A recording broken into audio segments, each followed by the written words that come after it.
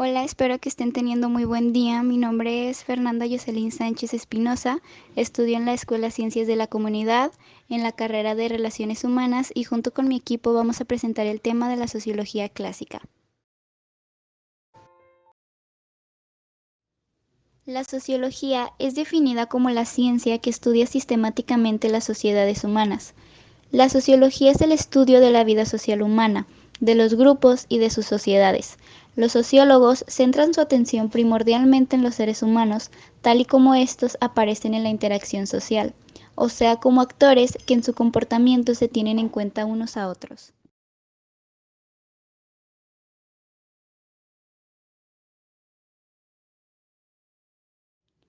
La sociología nace como ciencia en el siglo XIX. Para sus inicios surgió como hija de otras disciplinas, principalmente de la filosofía. Incluso se le puede considerar hermana de la política o de la psicología. Existen precursores importantes, los cuales son Marx, Durkheim y Weber, quienes desde un inicio han sido considerados padres de esta disciplina. Hola, buen día. Mi nombre es Dara Paola Barrios Rodríguez. El tema del que hoy voy a hablar son los factores que influyeron a que surgiera esta disciplina. Todo comenzó gracias a la revolución industrial y el capitalismo, ya que gracias a ellos se desencadenó un revuelto en la sociedad occidental.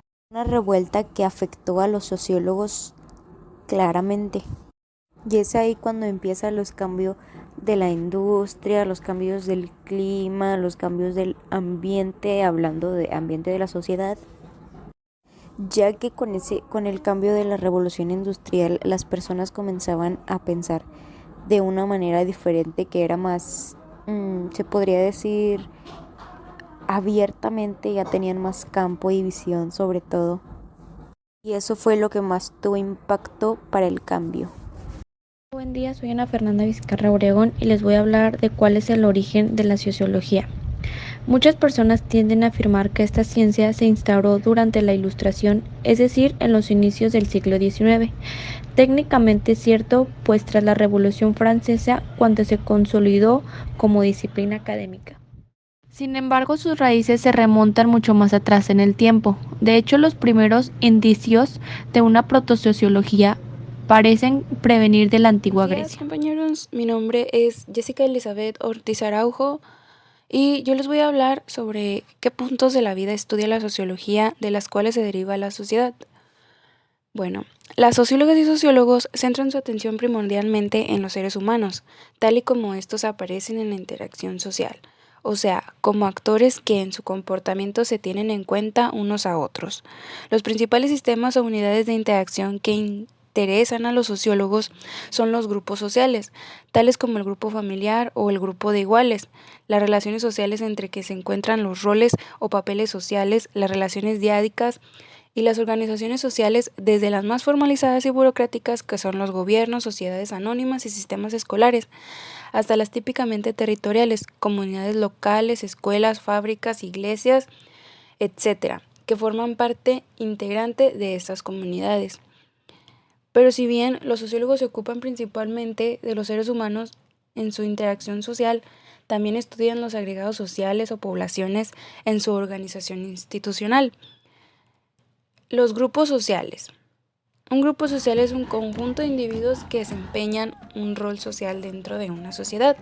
Este conjunto puede ser fácil identificado, tiene forma, estructura y es duradero. Existen diferentes tipos de grupos como los que se muestran en la imagen. En primer lugar tenemos a los grupos primarios. La característica principal de este grupo es la forma en la que interactúan sus miembros. La relación entre los mismos está basada en la afectividad, el compromiso y la solidaridad. Son grupos reducidos y la interacción es cara a cara. Los sujetos que conforman los grupos primarios no son intercambiables, es decir, cuando uno se va, la relación deja de existir. Por otra parte, este vínculo es creado de manera totalmente libre y voluntaria. Los grupos secundarios están constituidos por un gran número de personas, lo que impide que la relación se establezca cara a cara. La unión entre ellos está sujeta a los objetivos que persiguen en común y no a los vínculos afectivos. Sus métodos de organización suelen estar escritos formando reglamentos o estatutos. Los grupos secundarios están compuestos a su vez por varios grupos primarios. Y luego están los grupos de referencia, que son los grupos que utilizan por un individuo a modo de comparación, con el fin de establecer sus conductas como forma de comportamiento propio, es decir, es el grupo a través del cual una persona internaliza reglas o valores, pero al cual no solo no pertenece, sino que tampoco es reconocido como parte del mismo por sus integrantes. Luego están los grupos de pertenencia, que el término define el grupo al que un individuo pertenece. Aquí la persona forma parte del mismo y a su vez es reconocida como integrante. De esta manera, las normas y reglas establecidas en los grupos de pertenencia son adoptadas y acatadas por sus miembros. Y por último tenemos a los grupos formales, que son aquellos que en donde existen una estructura y las conductas de sus integrantes están reglamentadas y encaminadas a conseguir propósitos determinados. Los grupos formales son creados específicamente con un fin y pueden ser temporales o permanentes. Buenos días, mi nombre es Valeria Getsamani Flores Calderón y voy a estar mencionando algunos ejemplos de los grupos de la sociedad. Un ejemplo del grupo primario es la familia. La familia es un grupo en el que normalmente se comparten sentimientos, intimidades, preocupaciones, ilusiones y desafíos, todo lo que un grupo de humanos muy cercanos pueden ser capaces de compartir.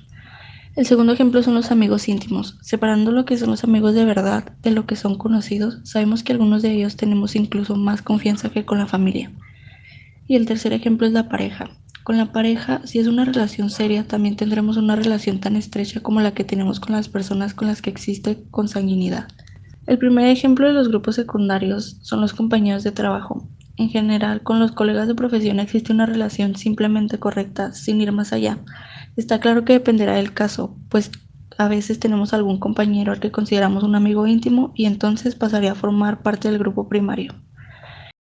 Uno de los ejemplos de referencia son la familia, que a veces ya formamos parte de los grupos que son una referencia para nosotros, como por ejemplo, puede ser que nuestro padre sea una persona que admiramos o a quien nos queramos parecer. Es para nosotros un referente y lo tenemos bien cerca. El segundo ejemplo son los directivos de una empresa. Para un trabajador, los jefes pueden ser un modelo a seguir. Un ejemplo de grupos de pertenencias también es la familia. Cualquier grupo de personas al que pertenezcamos entra dentro de esta categoría. Un ejemplo del grupo formal es el trabajo. En el trabajo debes seguir unas normas que no te puedes saltar bajo amenaza de despido. En ese grupo social se hace lo que dicen los superiores, y con los compañeros de trabajo también existen reglas no escritas.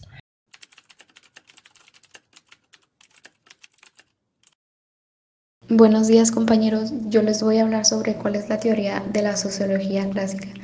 La sociología es la ciencia por excelencia de la sociedad moderna, diferenciada funcionalmente por una marca de nacimiento, tiende a convertirse en teoría la sociedad, atravesada por garantías metasociales a que se refieren a esencias religiosas, políticas o económicas. Al mismo tiempo intenta demarcar un objeto de conocimiento, lo social, que asegure la identidad y el estatus de una ciencia que se produce una autointerpretación de la modernidad.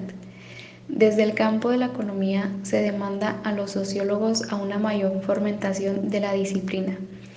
De igualdad sus respectivos, aún así está la única ciencia que se puede conectar con aquellos problemas que atañen a la sociedad en su totalidad. De aquí que teoría sociológica clásica demande de un esfuerzo de abstracción que posibilite la comprensión sobre las ambiciones de estos pensadores. Buenos días, mi nombre es Andrea Patricia Calderón Luevano y yo les voy a presentar qué cambios hubo en la sociedad por su comienzo. Comenzaremos por el siglo XI, que fue la fortaleza de Europa, ya que los reyes empezaron a pensar en sí mismos como gobernantes de un país y no solo de una tribu o un pueblo, gracias a la invención del castillo. En el siglo XII fue la superautopista eclesiástica, donde cientos de nuevos monasterios establecidos por hombres que buscaban una mayor comprensión de Dios desencadenaron una explosión en la diseminación del conocimiento. En el siglo XIII, el poder del dinero, a medida que surgieron nuevos mercados en Europa, el dinero en efectivo comenzó a rivalizar con la propiedad de la tierra como principal fuente de poder. En el siglo XIV, donde la muerte acecha la tierra, ya que las clases trabajadoras cuestionaron su relación con la élite política y con Dios mismo, después de que la peste negra aniquilara la mitad de la población. En el siglo XV, Colón mira hacia el horizonte, ya que los grandes exploradores echaron por tierra el mito de que los griegos y los romanos sabían todo lo que valía la pena conocer. En el siglo XVI, la palabra de Dios en idioma sencillo, donde la alfabetización se disparó y las tasas de asesinatos cayeron en picada gracias a la pionera Biblia de William Tyndale. En el siglo XVII, la ciencia es el nuevo salvador, ya que los enfermos buscaron la salvación en los médicos en lugar de solo en Dios, mientras la revolución médica se extendía por Europa. En el siglo XVIII fue una revolución de los derechos humanos, ya que los principales pensadores de Europa se iluminaron con la llama de la Ilustración y desafiaron el derecho del Estado a reprimir a su pueblo. En el siglo XIX, el mundo se convierte en un pueblo, donde la comunicación, los viajes y la distribución de alimentos se aceleraron con la llegada de los trenes, los buques a vapor y el teléfono.